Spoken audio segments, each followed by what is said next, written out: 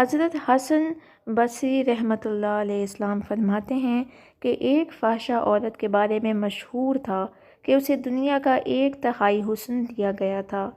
اس کی بدکاری بھی انتہا کو پہنچ چکی تھی۔ جب تک وہ 100 دینار نہ لے لیتی اپنے قریب کسی کو بھی نہ آنے دیتی۔ لوگ اس کے حسن کی وجہ سے اتنی بھاری رقم ادا کر کے بھی اس کا قرب حاصل کرتے تھے۔ ایک مرتبہ ایک عابد کی نظر اچانک اس عورت پر پڑ گئی۔ اتنی حسین و جمیل عورت کو دیکھ کر وہ عابد اس کے عشق میں مبتلا ہو گیا اور اس نے یہ ارادہ کیا کہ میں اس حسین و جمیل عورت کا قرب ضرور حاصل کروں گا۔ لیکن جب اسے معلوم ہوا کہ 100 دینار دیے بغیر میری یہ حسرت پوری نہ ہو سکتی ہے تو اس نے مطلوبہ رقم حاصل کرنے کے لیے دن رات محنت شروع کر دی۔ کافی جدوجہد کے بعد جب 100 دینار جمع ہو گئے تو اسے اس بدکار عورت کے پاس جا پہنچا اور کہنے لگا، اے حسن و جمال کی ملکہ، میں نے محنت مزدوری کر کے 100 دینار جمع کر لیے ہیں اور وہ لے کر تیرے پاس آ گیا ہوں۔ یہ سن کر اس فحشہ عورت نے کہا، پھر جلدی سے اندر آ جاؤ۔ جب وہ عابد کمرے میں داخل ہوا تو دیکھا کہ اس حسین و جمیل عورت سونے کے تخت پر بیٹھی تھی۔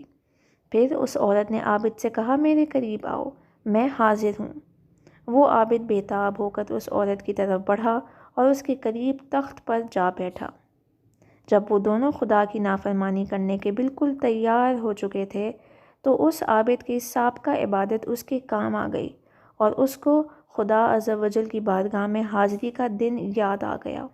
بس یہ خیال آنا تھا کہ اس کے جسم پر کپ کپی طاری ہو گئی۔ اس کی گناہ کرنے کی خواہش ختم ہو گئی اور اسے اپنے اس فعل کے بعد اپنے ارادے پر بڑی شرمندگی بھی محسوس ہوئی۔ اس نے عورت سے کہا، مجھے جانے دو اور یہ 100 دینار بھی تم رکھ لو، لیکن میں یہ گناہ نہیں کروں گا۔ عورت نے حیران ہو کر پوچھا، آخر تمہیں کیا ہوا؟ پہلے تو تم کہہ رہے تھے کہ میں قرب حاصل کرنے کے لیے آیا ہوں اور بہت جتن کر کے آیا ہوں۔ اب جب میں تمہارے قرب میں ہوں اور میں نے اپنے آپ کو تمہارے حوالے بھی کر دیا ہے تو اب تم مجھ سے دور بھاگ رہے ہو؟ آخر کس بات نے تمہیں میرے قریب آنے سے منع کیا ہے؟ یہ سن کر عابد نے کہا، مجھے اپنے رب سے ڈر لگ رہا ہے اور اس کا خوف تیری طرف مائل نہیں ہونے دے رہا ہے۔ اگر آج میں نے یہ گناہ کر لیا تو کل بروز قیامت اللہ تعالیٰ کو کیا منہ دکھاؤں گا؟ لہٰذا اب میرا دل تجھ سے اٹھ چکا ہے، مجھے یہاں سے جانے دو۔ عابد کی یہ بات سن کر وہ فحشہ عورت بہت حیران ہوئی اور کہنے لگی، اگر تم اپنی اس گفتگو میں سچے ہو تو میں بھی پختہ ارادہ کرتی ہوں کہ تمہارے علاوہ میں بھی کسی اور کے ساتھ شادی نہیں کروں گی۔ عابد کہنے لگا، تم مجھے چھوڑ دو، مجھے بہت گھبراہٹ ہو رہی ہے۔ عورت نے کہا، اگر تم مجھ سے شادی کر لو تو میں تمہیں چھوڑ دوں گی۔ پھر عابد نے کہا، جب تک میں یہاں سے چلا نہ جاؤں اس وقت تک میں شادی کے لیے تیار نہیں ہوں۔ عورت نے کہا، اچھا، ابھی تم چلے جاؤ، لیکن میں تمہارے پاس ضرور آؤں گی اور تم سے ہی شادی کروں گی۔ پھر وہ عابد سر پر کپڑا ڈال کر منہ چھپائے شرمندہ ہو کر وہاں سے نکلا اور اپنے شہر کی طرف روانہ ہو گیا۔ اس عورت کے دل میں عابد کی بات اثر کر چکی تھی، چنانچہ اس نے اپنے تمام سابقہ گناہوں سے توبہ کر لی تھی۔ پھر اس نے اپنے شہر کو خیر بات کہا اور اس عابد کے بارے میں پوچھتے پوچھتے آخر کار اس کے گھر پہنچ گئی۔ لوگوں نے عابد کو بتایا کہ فلاں عورت تم سے ملاقات کرنا چاہتی ہے۔ عابد باہر آیا، جیسے ہی اس کی نظر اس عورت پر پڑی تو ایک زوردار چیخ کے ساتھ اس کی روح پرواز کر چکی تھی۔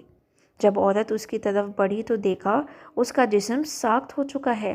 وہ بہت زیادہ غم زدہ ہوئی اور اس نے لوگوں سے پوچھا، کیا اس کا کوئی قریبی رشتہ دار بھی ہے یا نہیں؟ تو لوگوں نے کہا، اس کا ایک بھائی ہے لیکن وہ بہت غریب ہے۔ یہ سن کر اس عورت نے کہا، میں تو اس نیک عابد سے شادی کرنا چاہتی تھی لیکن یہ تو دنیا سے رخصت ہو گیا ہے، اب میں اس کی محبت میں اس کے بھائی سے شادی کروں گی۔ چنانچہ اس عورت کی شادی اس کے بھائی سے ہو گئی اور رب تعالیٰ نے انہیں نیک اولاد عطا فرمائی اور ان کے ہاں 7 بیٹے ہوئے جو سب کے سب اپنے زمانے کے مشہور ولی بنے۔